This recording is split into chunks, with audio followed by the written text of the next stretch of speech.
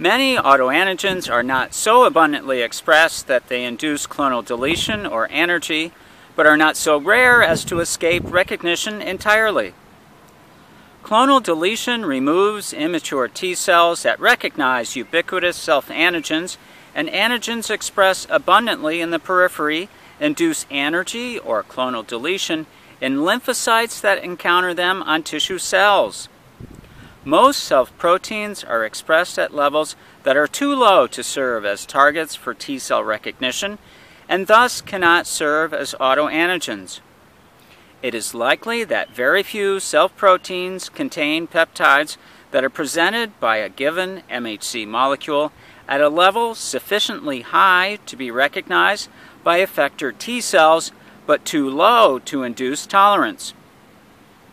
T cells able to recognize these rare antigens will be present in the individual, but will not normally be activated. This is because their receptors only bind self-peptides with very low affinity, or because they are exposed to levels of self-peptide that are too low to deliver any signal to the T cell. Such T cells are said to be in a state of immunological ignorance. This state has been demonstrated experimentally using transgenic animals in which ovalbumin was expressed at high or very low concentrations in the pancreas. Lymphocytes reactive to ovalbumin were transferred to these animals.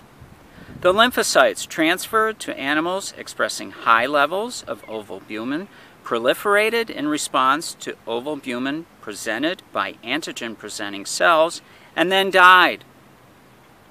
In contrast, the lymphocytes transferred to animals expressing very low levels of pancreatic ovalbumin did not divide, but persisted and could be stimulated normally when exposed to high levels of ovalbumin in vitro.